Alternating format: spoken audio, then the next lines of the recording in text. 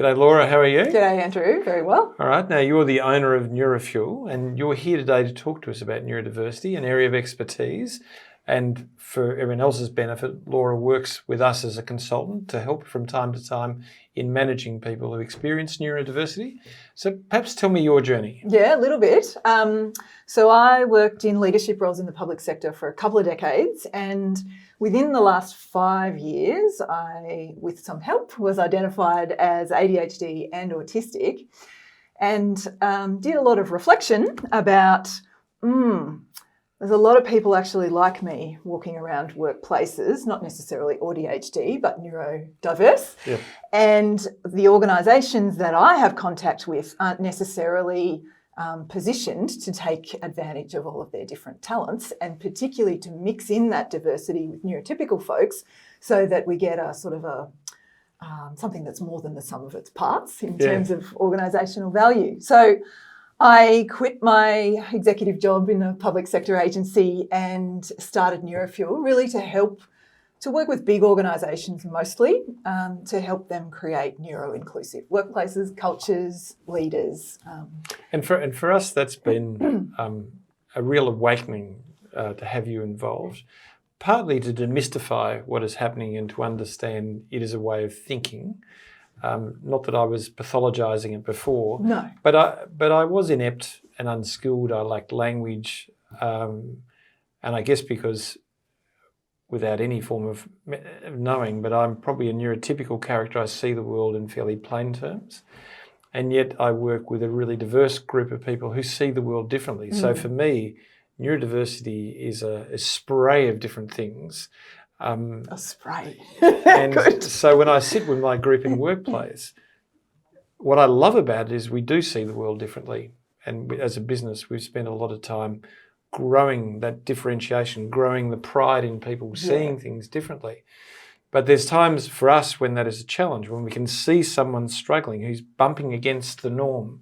And you've provided great clarity. So that's why I've dragged you along here. I've dragged you along here today.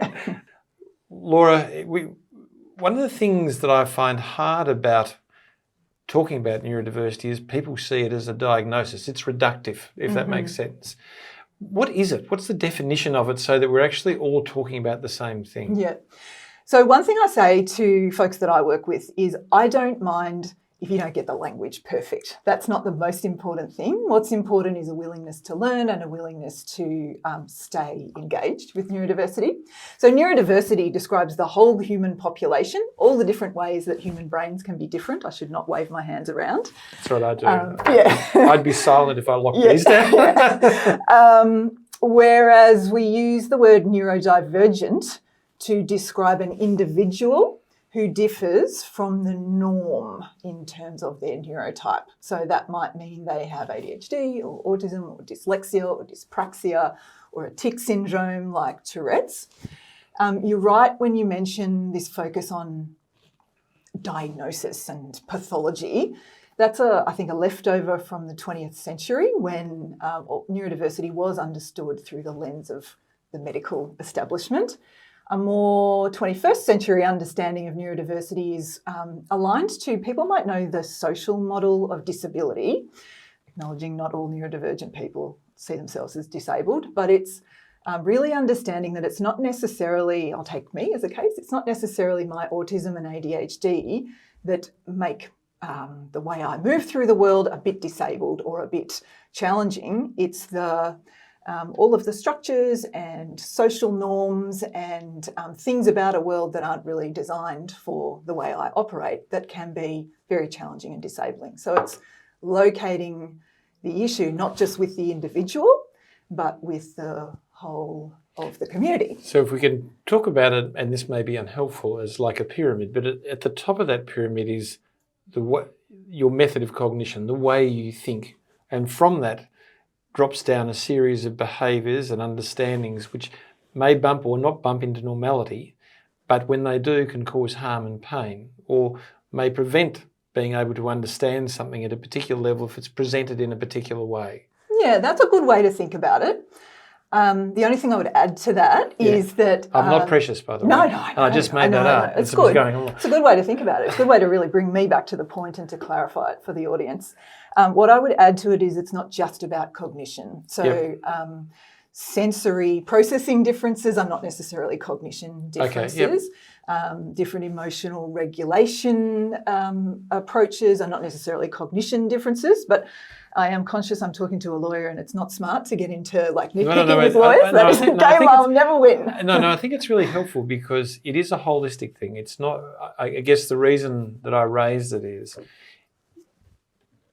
the way you see the world is built sensorially, cognitively, emotionally. So they're not things that you can carve out. You can't just go, well, this is cognition. Yeah. But neurodiversity can impact all of those elements in a way which differentiates them from what is the norm. And the irony about the norm is there is no pure norm. It is an aggregational norm rather than an actual norm. Yeah. So lots of neurotypical people have a few neurodivergent traits. That's right. They might not have them at a threshold level for diagnosis, but... and isn't it good... Sorry, I'm belting hands now. But isn't it good to say that when we have this habit of polarising... And the truth is that this is a spray that sits across humanity of where you sit, and you may sit in different places. You can be bits and pieces, and that's why trying to polarise is damaging and destructive and ultimately harmful. We must get back to saying, look, what is it that you have that impacts on the way you live, and how do we work to accommodate to get the best out of it? That's the right question. Perfect. It's not to say, you're this. So we've moved on from thinking about neurodivergent conditions as illnesses. They're an inherent part of who each person is, and we want to build a world that brings out the best in everyone in our community. So great summary. Laura, you and I have talked about this before, but what concerns me as a layperson, sitting as a owner of a business with a very diverse group of people, is that when I've struggled, when I'm managing behaviour, is the misconceptions that come with title.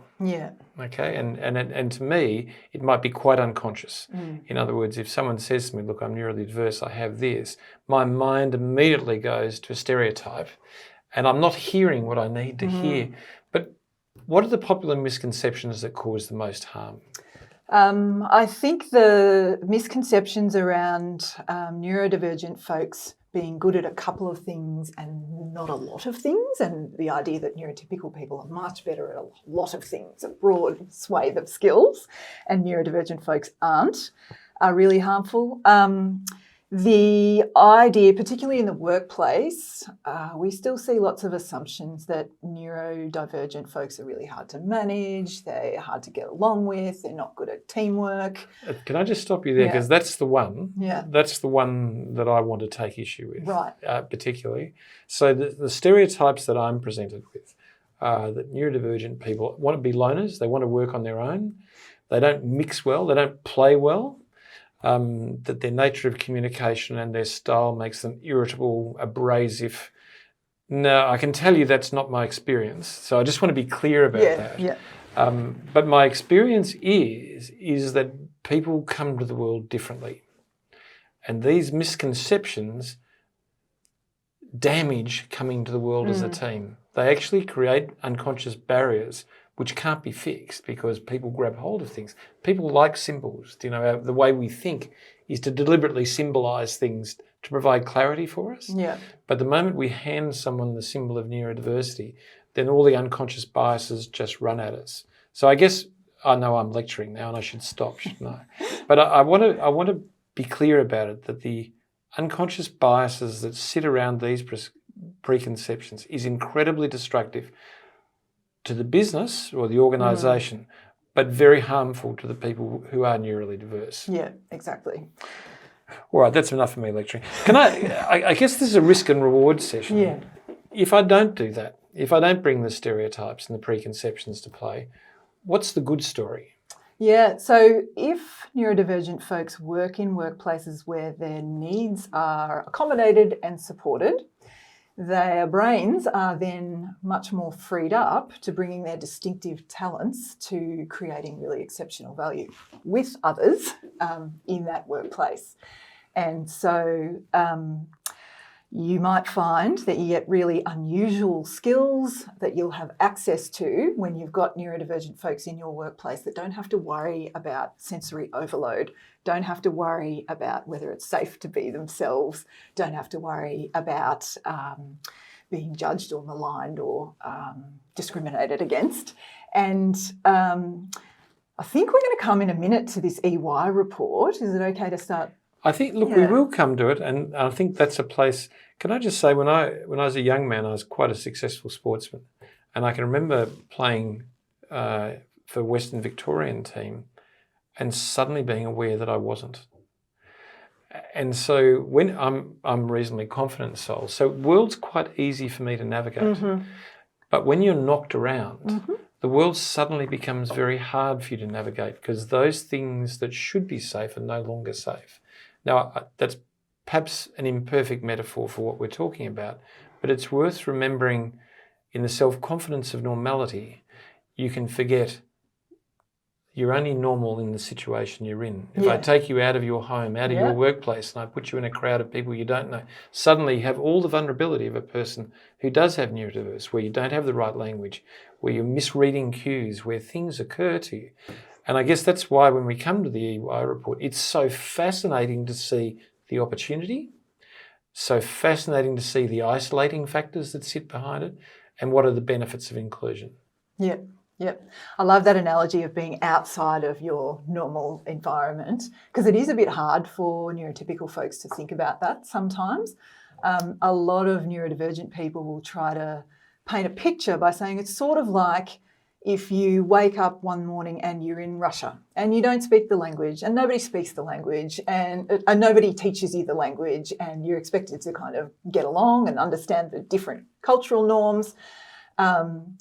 It's that sort of level of discomfort sometimes when neurodivergent folks are having to navigate environments that are totally at odds with the way their brains work. But conversely, employers who can do the really simple, not very costly things to work with their neurodivergent staff get access to a whole lot more value. Laura, you were good enough to provide me with the EY report on neurodivergence and the need for inclusivity and the data that they captured from essentially a professional class of people. But maybe we can just talk very briefly about what is the primary thesis that they agitated as why they should go on this path. So maybe you can explain that. Yep. I'll be interested to hear your thoughts as well. One of my key takeaways, and we're talking about the EY Global Neuroinclusion at Work Study 2025, what a mouthful. One of my key takeaways was that it's really shedding light on neurodiversity being a strategic lever for business performance. And EY is making the point that employers who can harness their neurodivergent talent are going to be much better equipped to deal with things like skills shortages that are coming up over the next number of years. And they're going to be much better equipped for an age where AI plays a big role in the workforce. Really complex problem solving is a much more common feature of professional life. And so that was one key takeaway. They do use the World Economic Forum's like top 10 most in-demand skills for the next 5 years as a jumping off point. And I think what you're hinting at in your introduction to this session is, or this section of the podcast is, they find that of those top 10, they use like survey methods and statistical analysis and find that of those top 10 most in-demand skills, neurodivergent professionals who took part in the study were better than their neurotypical peers at things like cloud computing and project management and talent management. And then the neurotypical folks who took part in the study had complementary strengths in things like risk management and relationship management and writing and editing. So it really is highlighting. And for me, I guess, as we look at the practice of law as a really good example, law in its traditional practice was structural and task orientated. Law now is highly analytical. it's risk-based, and even in the manner in which you prosecute, purchase, whatever you Yeah. do, the profiling of what you do is much more complex. So I thought when I read the report, what struck me is the modern world, the world we're now living in is fluid. It is unpredictable. It is beset by challenges which are not immediately observable, and it is in a world where the borders have been taken down, where the things that were once safe are now removed. And so you can't predict with comfort, but you must be able to constantly predict and reiterate where you need to be to succeed. And I thought that was the part that really captured my heart in this is, without neurodivergent people, we're going to manage half the game, not the whole game. Yeah. But the issue about, and the most important part that it struck me is that there is this need for collaboration and complementary skills and acknowledgement of strengths rather than focusing on challenges. Yeah. It is focusing on strengths that creates wisdom and that ability to move. If you focus on challenges, you get stuck in the mud. Yeah. You're behind. Yeah. So that's one thing that jumped out. I think what startled me is the level of people who are neurally diverse and how they felt they were included. Oh, yes. And I think linked to that, the importance of manager behaviour for creating neuro-inclusive environments. So I think if I'm remembering the stats right, too bad if I'm not, about only 25% of the neurodivergent professionals that took part in the study felt truly included. And EY did some typical sort of regression analysis and understood that it's manager behaviour and psychological safety that are the biggest drivers of neurodivergent folks feeling most included and therefore their teams being most effective. So to me, that really, that gives us something to focus on. It does. Well, imagine having a football team where you just concentrate on the forwards. Exactly. Yeah. All right. Well, look, the other part of that, and there's a lot to read, and we're happy to share a link on it because it's such a great report. But I guess the other part that startled me, and I could almost hear my own voice in it, which there's a reason we have mirrors because they're not comfortable, but is the common things that are said and done towards or about people who are neurally diverse and the massive impact that it has upon them. Can you give me some examples of that? I hear from my clients lots of examples of that.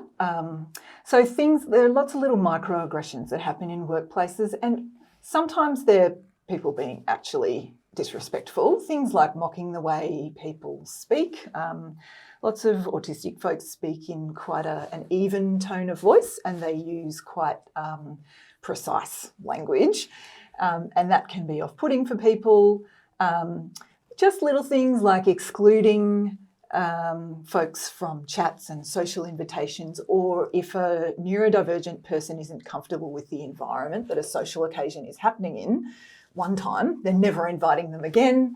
One classic one, which is not so much people trying to be disrespectful, they're actually trying to be kind, is on learning that someone is neurodivergent, their peers or colleagues might say, oh, yeah, everybody's a bit on the spectrum, or everybody's a little bit ADHD, or yeah, I feel a bit dyslexic sometimes.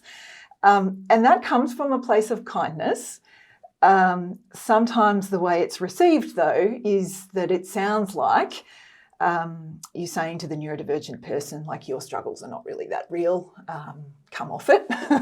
My life's hard too. Like, you don't need special treatment or that sort of thing. Yep. So that can be harmful. One that I hear a lot is, oh gosh, I find your facial expressions so rude, is said to neurodivergent folks. And it comes back to that misunderstanding that you were talking about before. The facial expression that you normally might read as disinterest or exasperation might mean nothing of the sort. And so, or the one that I hear most often, you're obviously not interested because you're not looking at me. Yeah, absolutely. Or you're fidgeting heaps. Can you just stop that so that we can all concentrate? And for a neurodivergent person, sometimes when they're fidgeting, that's because that helps them pay attention. Yeah. Interesting subject, isn't it? When the moral, legal and business world collide. And anything can happen. That's right. But it is such a critical thing because in the moral world, we treat people as individuals. With our children, with our family, We might be frustrated with a brother because he does something, but he's given room because he's my brother. That's the moral world. In the legal world around psychological hazards, our obligation is to do everything that is reasonably practical to provide a safe workplace, and that includes monitoring health. So it's this awareness of what the person needs. In discrimination world, we treat someone appropriately with appropriate adjustments based on a protected attribute. The legal world's very careful about ensuring that there is a level playing field by making adjustments, by learning and by listening. And of course, in the business world, we're not going to go into the Formula One with an E.H. Holden motor. We're trying to get the best of everything, the best wheels, the best brakes, the best motor, the best driver. And when we're talking about neurodiversity, what we're saying is that those three worlds all line up. I've probably spoken too much. No, keep going. I love it. Yeah. But that's really why we're here, isn't it? That's what we're talking about. Yeah, and that's something that I really work a lot with partners on in my day-to-day work. So in business, we obviously think about looking forward on different horizons, and certainly when it comes to neurodiverse workforces, if we take a really short-term view of things, we'll focus on the risks and the downsides. But if we're kind of more strategic about it and focus on the medium and long term as well as today, then that moral imperative to treat people with dignity as individuals is almost, well, it perfectly lines up with that kind of interests of the business in having really smart teams who can adapt to change, who are resilient, who are safe, who are innovative, and I don't know how it lines up with the legal world. You did a good job of explaining that to begin with. Yeah. If you and I were on a strategic retreat, this would be the structure we'd take. We take observation. What do we know about the current? We then do assessment. Okay, so where are the strengths? Where are our challenges across the team that's delivering that? In a high-performance culture, we'd know down to a millimetre what those were. Once we've done assessment, we do accommodation. We'd say, okay, what do we need to do to ensure that the best strengths come forward and that the challenges are managed? We then create a plan, and then we would create observation and reflection to reiterate and improve. As we go. Yeah. Now, if we're talking about neurodiversity, it's really obvious, isn't it? Because if we do all those things, we are going to have the Ferrari, not the Holden, in the F1, aren't we? It is great. That's a great analogy. The only thing I would sort of want to emphasise for the audience is Ferraris are expensive and F1 cars in general are expensive. Once you kind of have a basic grounding in neurodiversity and a basic grounding in neuro-inclusive leadership, which doesn't need to cost a lot of money or take a lot of time, it's not as high-tech and as specialised as winning Formula One. That's true. Look, my mum said caring doesn't cost, Yeah. But the reality is education is a piece in this. That's and the time you spend and listen so that you do understand how things are working. But it's very cheap. I mean, it's a very quick return on investment on that. I guess something that bothers me, and maybe that's just my age, I'm not sure, but I grew up in an era of command and control. So where there was a hierarchy of leadership, you didn't push back against that leadership. We know in safety cultures, a safe culture is a place you can put up your hand and say, look, I don't agree, or that doesn't work for me like that. That's a safe culture under psychological hazards analysis. Yeah. But what is disturbing is throughout the world, the command and control doctrine is back with the anti-diversity groups that are politically in charge. But the modern world's not like that. And we need to understand the modern world is fluid. It's unpredictable. We need not to fall back in command and control and blame diversity as woke. We need to get every talent we can get on board going in the right direction to get the best results, particularly in a world where talent is short. Exactly. And I think for those pragmatic reasons, I'm optimistic and even confident that this sort of global cultural pushback against diversity, equity and inclusion that we're seeing at the moment won't prevail in the long term, because the conditions in which businesses operate are really driving them towards being smart with their resources. And that doesn't necessarily need to be like, well, it doesn't necessarily need to be labelled diversity, equity and inclusion. It's just smart business to have your teams really tuned up to work well together and to take advantage of the different strengths within them. That doesn't need to be about diversity. It's just good business. And look, compassionate leadership, leadership that listens and cares, will bring people with them. And if you look at the management of change theorists over the years, we started off with Kotter's very structured management of change, but all the modern evidence is around leaders who set a purpose, who surround themselves with the relevant talent and motivate and drive people to something that is good, is overwhelmingly a happy, productive place that retains talent and is able to move, has agility. And that's the modern world. That's the world we live in. And neurodiversity is part of that world. And to try and exclude it or to put barriers around it is just blowing up your business. Exactly. And it's not so much in the EY report, but in the EY report mentions a couple of case studies, I think. In the large businesses that have run neurodiversity programs in our region, so that's some big government departments, EY itself, some of the larger tech firms, they have all found that in depending on the program they run, they get bumps, so positive improvements in things like innovation metrics, productivity metrics. You mentioned retention and staff engagement. So yeah, it really is that sort of long-term enlightened self-interest that will prevail, and these sort of culture wars around DEI, they will play out, but pragmatic business sense will probably win the day, I think. Laura, it's been a fascinating conversation, but I suppose I haven't asked you the hard question.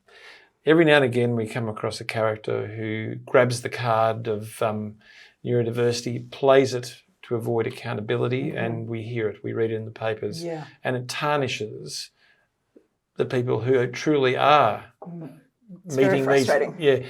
Can you talk to me just briefly about that? Yeah, so there have been, even this year, 2025, a couple of really high-profile cases of accused wrongdoers who have played the neurodiversity card to try and avoid responsibility. And I do encourage my clients to just be careful about how much attention they pay to that. Yes, that's incredibly frustrating.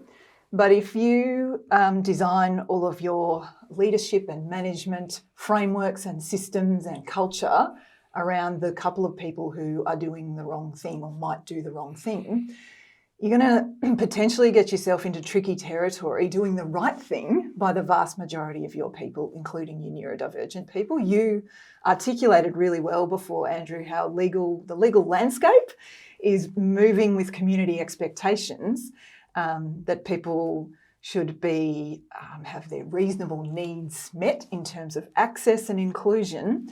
And so employers who fall into the trap of assuming that just because there are a couple of cases of people who are being disingenuous about neurodiversity, that everybody is, will actually do themselves a disservice in the long term. It's not smart.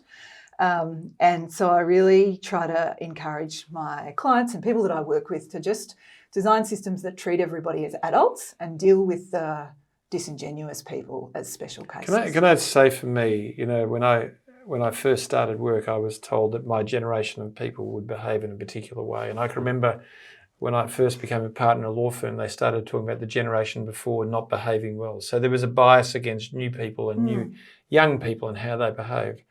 When I started doing law school, I remember, or not law school, when I was doing school, I can remember the gender revolution and people pointing at women who did the wrong thing and trying to besmirch all women by that. I saw it in race in the 1990s when I was at university. I guess this is an old card that's played too often by media to try and stop something, to try and darken something which just needs to be dealt with on its merits. Oh, it gets good headlines. It does, doesn't it? So, my view on it is, if you want to act unlawfully, treat people based on exception. It's a mistake. And I do want to wrap up because we've gone a little bit over time, as you probably realised. But I think what comes out of this for me today, and it's been really informative for me, is the smart, the moral, the good, the business, everything that makes sense about how we run our lives says inclusion is right. Yeah. That we deal with things on their merits, that we make sure that we work together in a companionable and collaborative way where we get the best from everyone by leveraging off everyone's benefits, and we stop looking in the rear vision mirror. We stop trying to focus on what's failing. Yeah, we learn from failure, but a person who fails is not a failure. It's an event. It's not a person. Yeah. I think we keep forgetting that. Yeah. And what you've told me today has made me think. Okay, that's good. And I really appreciate it. So thank you very much, Laura. Yeah, hope it just sparks some thinking in the audience as well around what steps are next for their organisations when it comes to inclusion, true inclusion. Thanks for having me. Thank you. Yeah. Okay, great.